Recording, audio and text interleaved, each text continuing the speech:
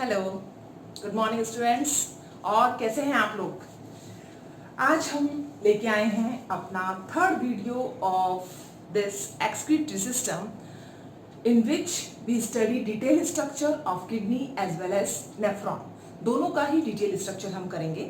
तो सबसे पहले important function of kidney क्या है?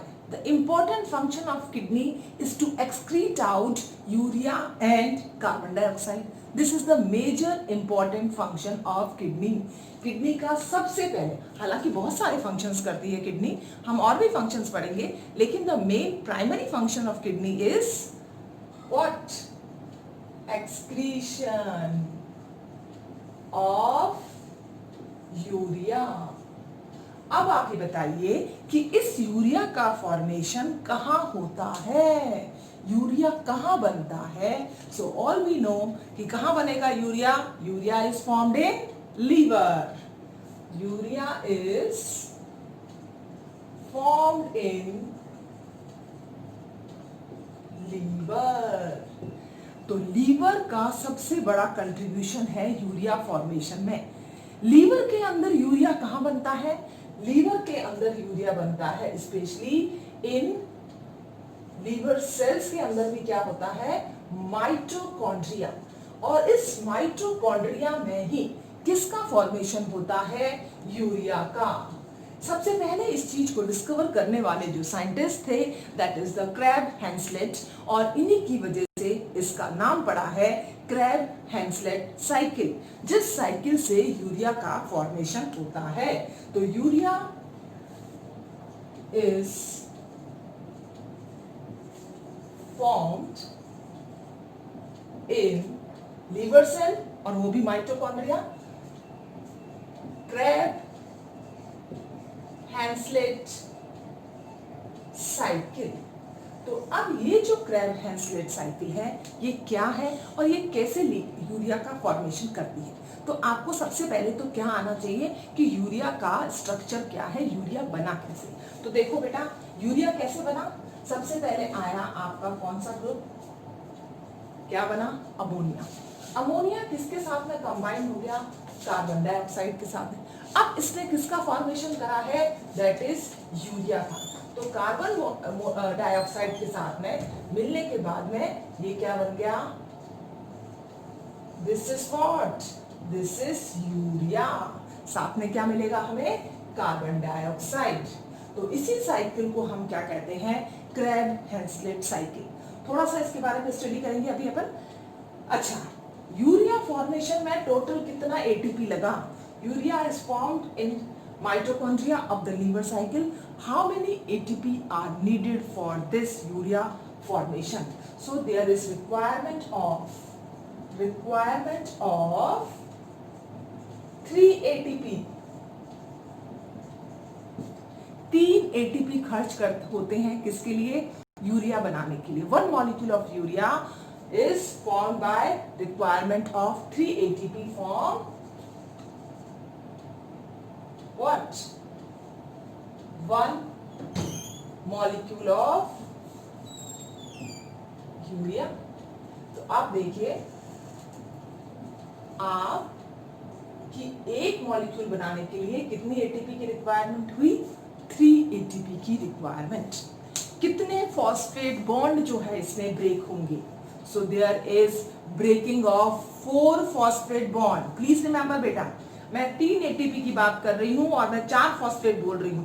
मैं आगे इसको एक्सप्लेन करूंगी कि ये 4 फॉस्फेट कहां से आए, ठीक है ना? Break 4 phosphate bond. ओके, तो ये तो था आपका जनरल कि यूरिया का फॉर्मेशन क्या हुआ। यस बेटा, थोड़ा सा अपन यूरिया साइकिल देख लेते हैं, ठीक है ना? इससे एक चीज आपकी क्लियर हो जाएगी। वो क्या क्लियर होगी वो अभी अपन बताऊंगा आपको। तो सबसे पहले कार्बन डाइऑक्साइड प्लस अमोनिया दोनों मिले, दोनों ने मिलकर क्या बनाया? Carbamoyl phosphate. ये जो कार्बोमाइल फॉस्फेट है ये किसकी वजह से आया?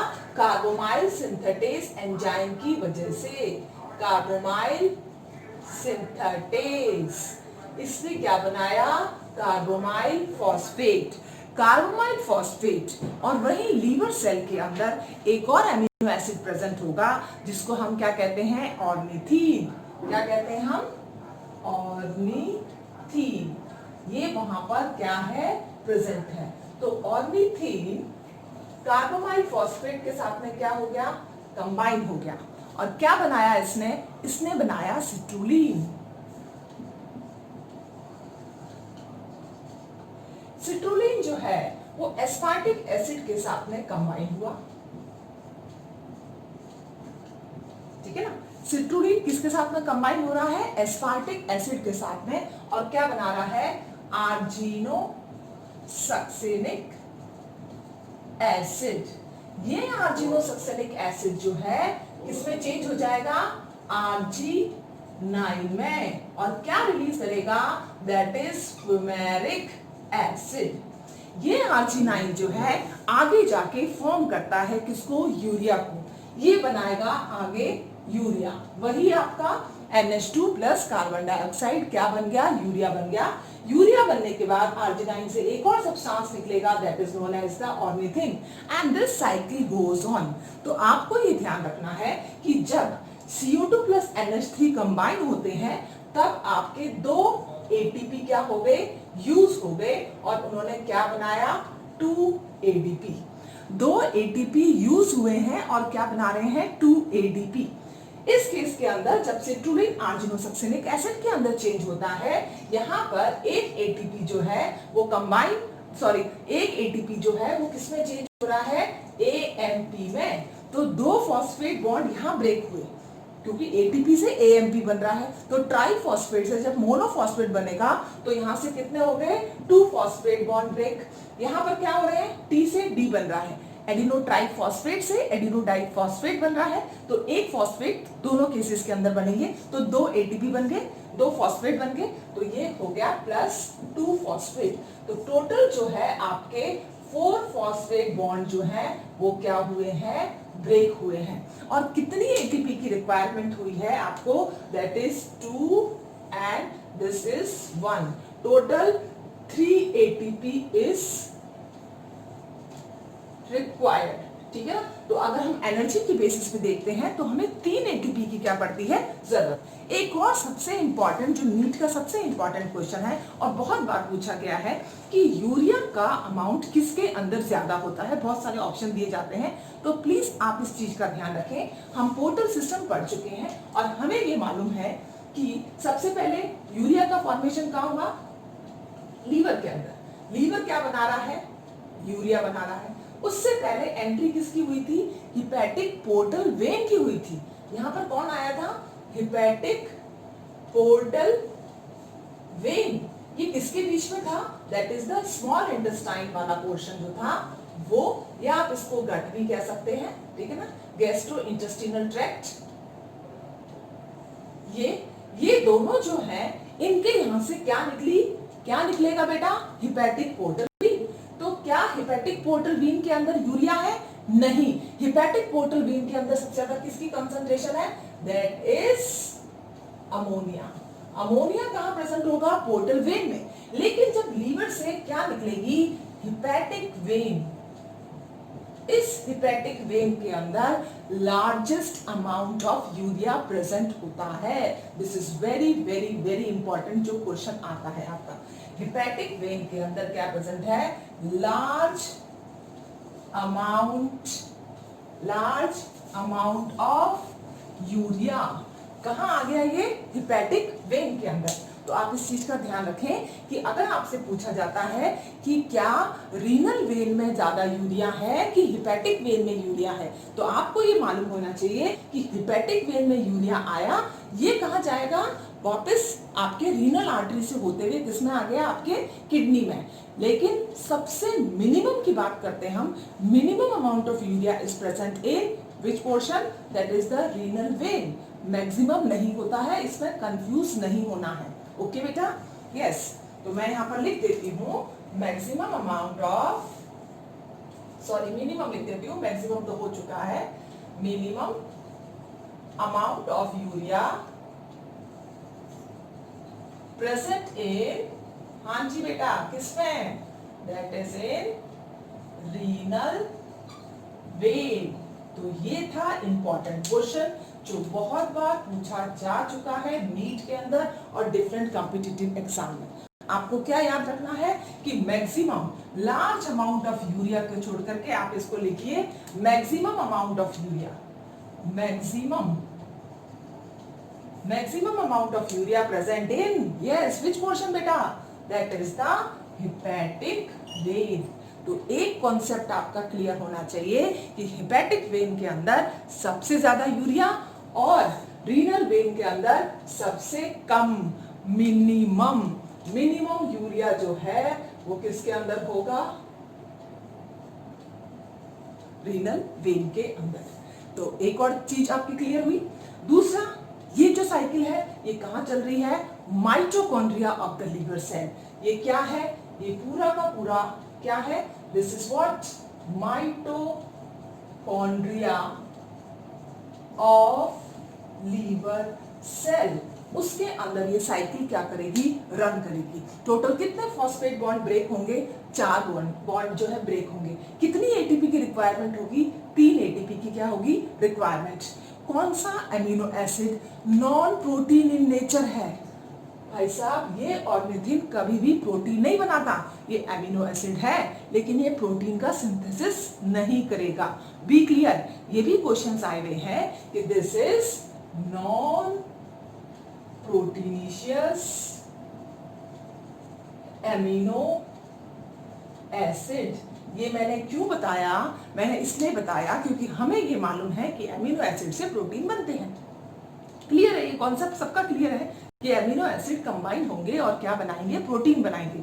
लेकिन ये सारे के सारे एमिनो एसिड क्या प्रोटीन बनाते हैं? ऐसा नहीं है। कुछ एमिनो एसिड्स प्रोटीन नहीं बनाते हैं। उनमें से एक कौन है? आपका ऑर्निथिन, और दूसरा कौन है? आपका सिट्रुलिन। तो सिट्रुलिन और ऑर्निथिन ये कैसे हैं? That is non proteinaceous amino acid. ये कभी भी प्रोटीन नहीं बनाते हैं। तो आई थिंक आपके कुछ कॉन्सेप्ट क्लियर हो गए होंगे कि यस, रीनल वेन में minimum urea, yes, hepatic vein में maximum urea, total 4 phosphate bond break हुए, 3 एटीपी की रिक्वायरमेंट हुई, non proteinaceous amino acid is ornithine and citrulline.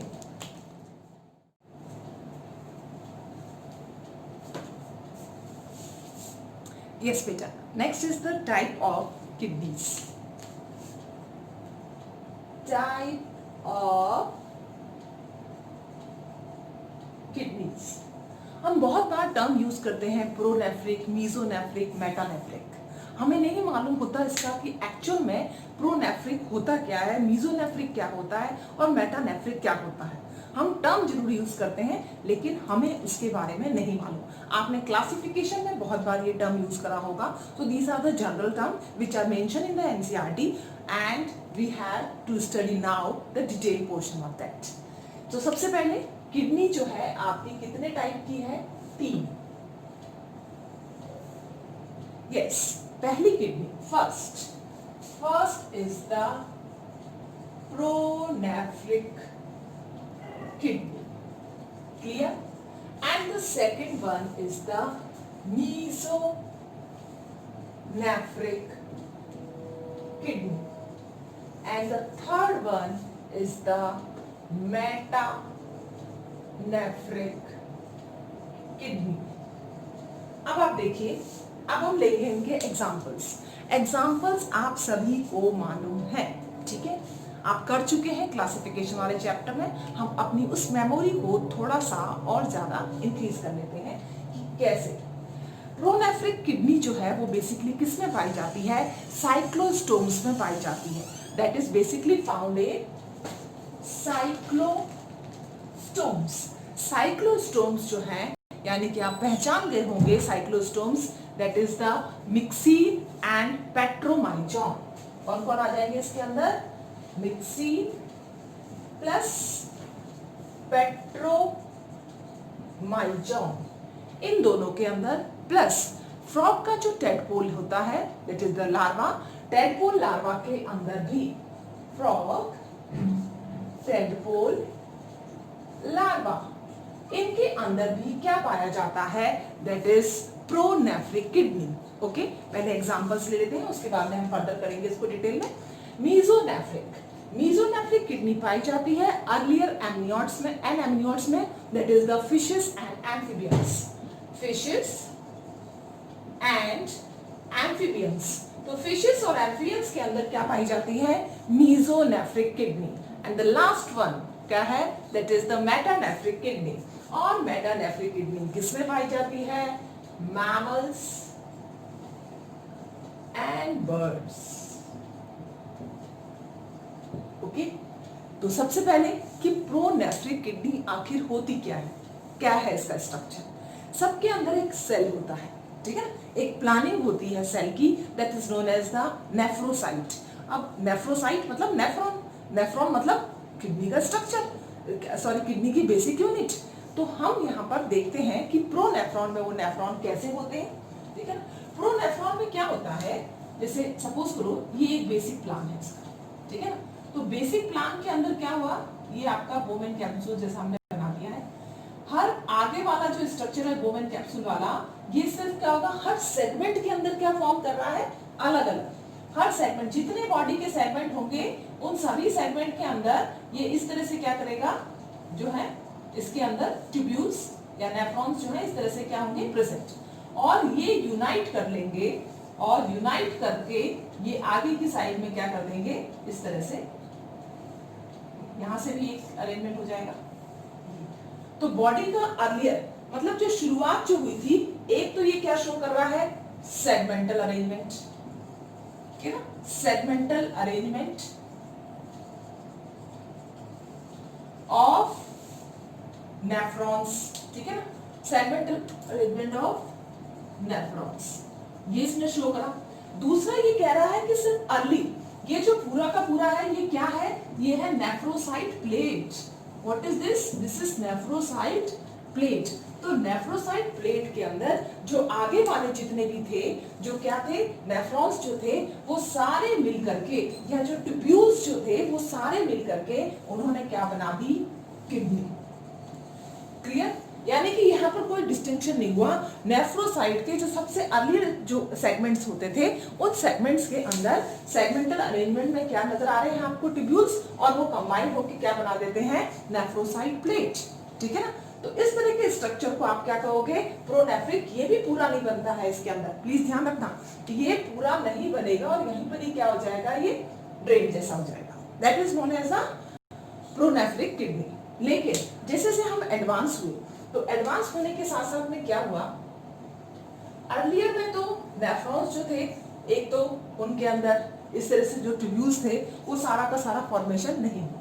बीच वाले आगे वाले पोर्शन में कोई पार्टिसिपेशन नहीं करा किडनी के अंदर, किडनी बनाने में। लेकिन बॉडी के जो बीच वाले जो सेगमेंट्स थे उनके अंदर से जरूर क्या निकले, ट्यूब्यूल्स निकले, और उन ट्यूब्यूल्स ने क्या करा, इस तरह से ये भी क्या थे, बीच वाले, सिर्फ मिड वाले पोर्शन के अंदर जो है आपको इस तरह से जो है क्या नजर आ रहा है, ट्यूब्यूल्स का अरेंजमेंट। लेकिन धीरे धीरे धीरे धीरे ये भी क्या हो गए, लास्ट वाले में नहीं फॉर्म हुए, और ये यूनाइट करके नेफ्रोसाइट इस तरह से इन्होंने क्या कर दिया, आगे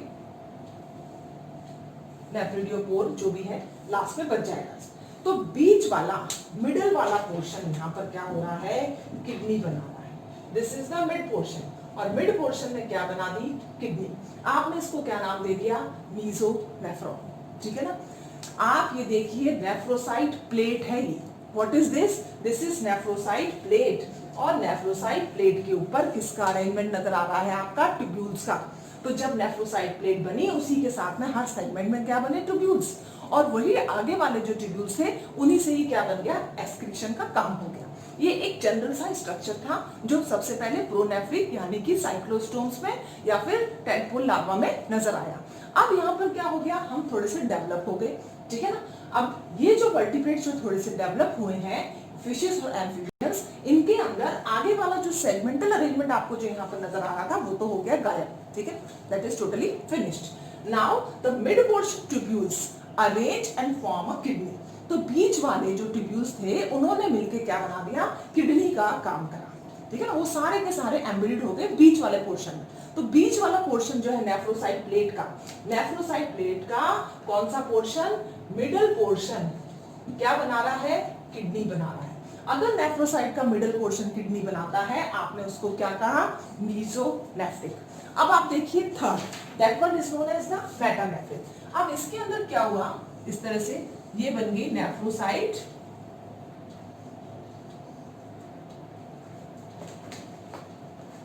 प्लेट, ठीक है ना, ये क्या है, नेफ्रोसाइट प्लेट।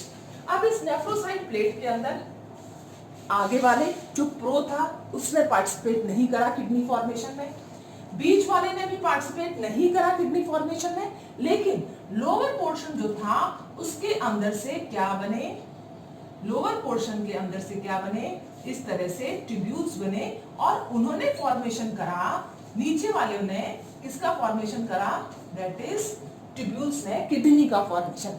तो लोअर पोर्शन, कौन सा पोर्शन आ गया बेटा, ये lower portion of which plate, nephrocyte, lower portion of नेफ्रोसाइट